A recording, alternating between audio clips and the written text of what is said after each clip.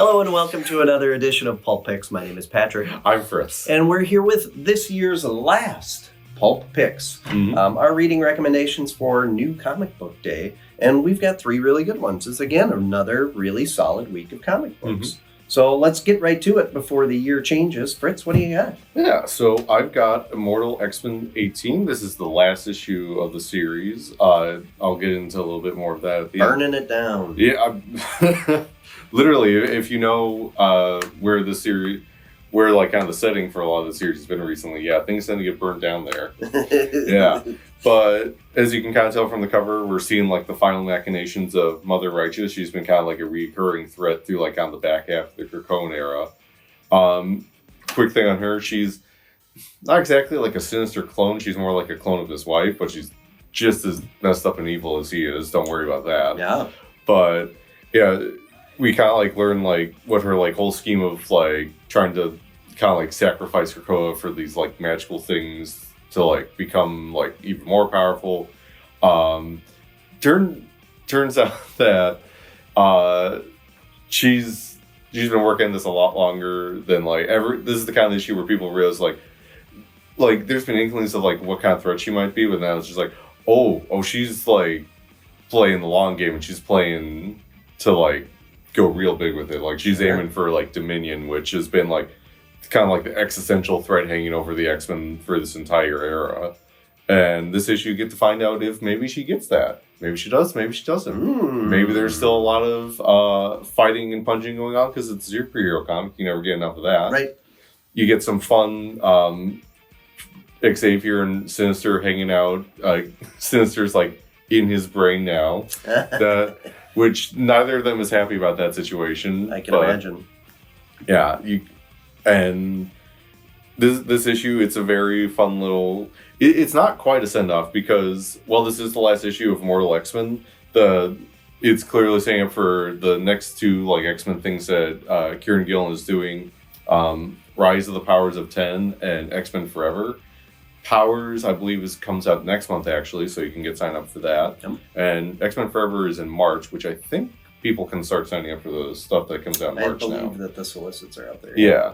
But so, yeah, both those are branching off of this. And considering, like, the reveals we do get at the end of this issue, I'm very curious to see how they deal with that, because it's one of those endings I was telling you beforehand where, like, when we get to this, like, big reveal and just like, oh, of course that was happening this whole time. It's one of those things now where like I want to go back and like reread through this entire thing and like see like where these like there were like hints or like seedings of like what was going to happen here, because it's like it's such a moment. Sure, the breadcrumb trail. Yeah, but like it's I don't know. X-Men stuff has been up here a bunch. Immortal X-Men in particular has been one of my favorites. If you haven't been reading it, I would definitely suggest going back through, checking out our back issues or our trade paperbacks and getting caught up on it. Like, even if you're not reading, like, the rest of the X-Men stuff, like, this book alone is just, like, so fun. A lot of the issues are just kind of, like, highlighting specific characters and just kind of seeing what makes them tick. Mm-hmm. It's been great this whole time. I'm sad to see the Krakoan era ending, but, like, if we're still like doing great stuff like this and Immortal and X-Men Red from last week, at least we're going out on a high note. Right, yeah. But instead of going out on a high note, we're coming back on a high note. Over to you, Patrick. Yeah, so I picked World Tree number 6. So it's the Tinian, there's something evil in the internet, which who would guess that could be a thing. Except now there is technically no internet because they destroyed it. Right, yes. So, yeah, we're back from, how much? It was a couple months, I think. Yeah, a couple months off. And we've got the continuation of this kind of telling the story in the future and telling the story in the past. So we're getting a much clearer picture of what's going on. This book as a whole, though, is just so well done. This particular issue is kind of more of a setup than a big giant reveal or anything, but it starts giving you some closure on a couple things while opening up some new there's areas. like a lot of new characters you introduced, particularly Vinny. Yes. If you thought the unlikable guy from the previous arc was like unlikable, oh god. Wait, Vinny or Vicky? Oh, is it? No, right. It's Vicky. Yeah, Vicky and Nikki, right? Yeah, Vicky and Nikki. Yeah. If you thought Nikki was unlikable, Vicky's another level. And Vicky's a friend of his who told him, like, hey, if anything happens to me, I need you to do something for me. And yes, very interesting character. I'm very much looking forward to when he's going to be needed. It's funny because I saw this post recently where someone's just like, I do see this a lot in media where it's just like, sometimes people are like afraid to like write like a problematic queer character. Don't worry, Vicky is a very problematic queer character. Yeah, absolutely. But I'm also very excited to see what they do with him because he's something. I mean, so he's going to show up as muscle at some point in time and do some of the dirty work that needs to be done. I'm very curious about what that dirty work is going to be. But we also get an interesting glimpse into the past and how the original group of saviors, I don't know, heroes, you know, I mean, both of those words are way too strong for, you know. Also, it might be their fault in the first place. It turns out it might be their fault in the first place. Yeah. But yeah, so it's really interesting. And some of the characters that we've seen in the past in the past issues, are starting to connect together in ways that are very interesting going forward too. So this is one of my all-time favorite books of this past year. Somebody came in the other day and said, pick me out the graphic novels that were the best from the past year. And that this World Tree was excellent. Oh, absolutely. It was so good. And if you haven't read it yet, I highly recommend picking it up. And this is going to be the second arc in the story. So very good. And the art, the story, it all goes together in a very creepy, excellent mystery. You're not sure if it's supernatural. We're not sure if it's... There's something like... I really don't want them to explain too much about like how it works. Just like... Because part of the horror of it is just like, what is this? Right, yeah. Very cool. All right, well, on to our consensus pick.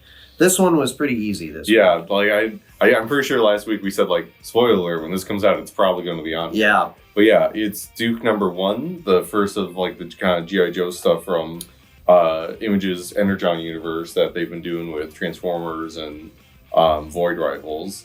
Yeah, so now Robert Kirkman and Skybound are overseeing this whole Energon universe, but Joshua Williamson and Tom Riley are in this book. They're a great pairing. Yeah, I mean, I knew, like, and because, like, I generally like Joshua Williamson stuff.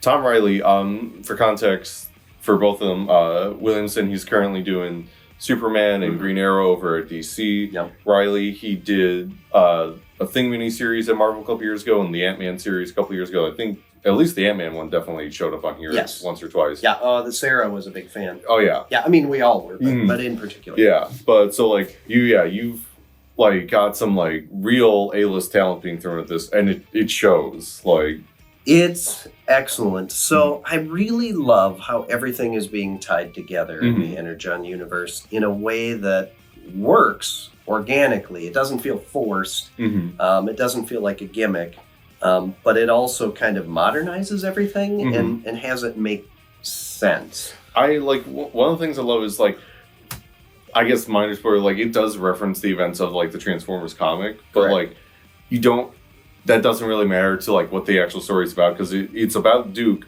dealing with like trauma and like trying to like figure out like what he can do about that, and just like trying to like find his place in this new crazy world that everyone's kind of entering into. Yeah, because he's the military's golden boy, and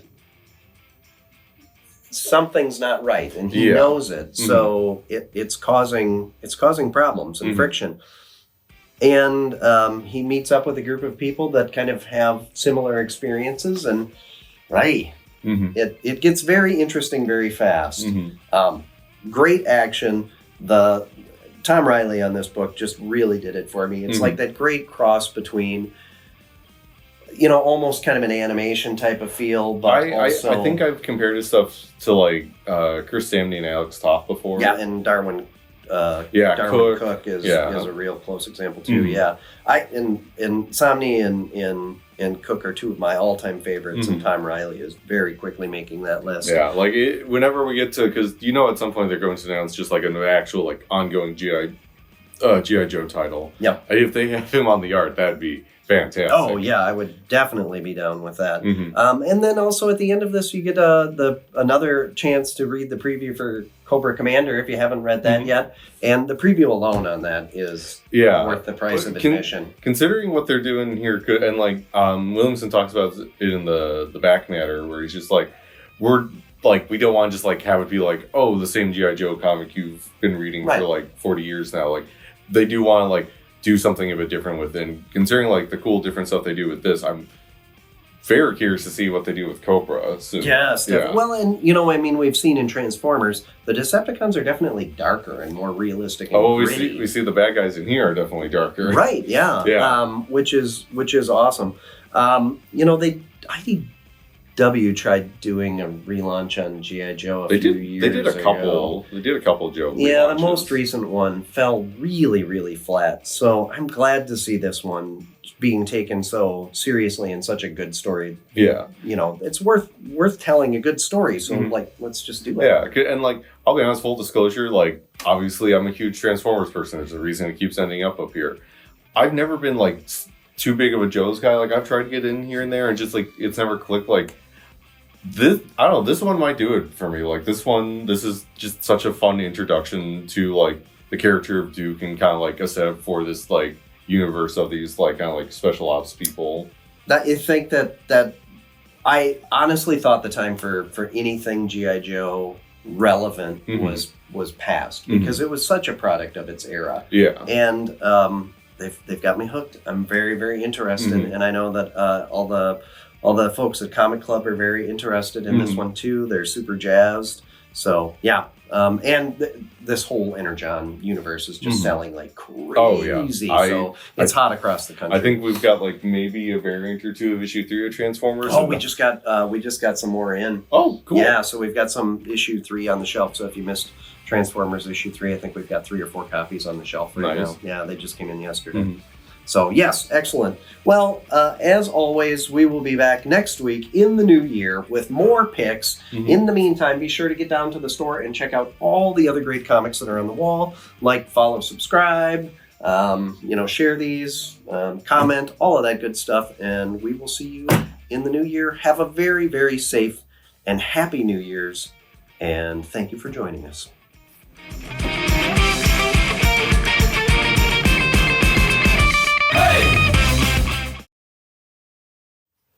I'm just waiting for a very tongue-in-cheek and knowing is half the battle reference. Oh, how did we not do that?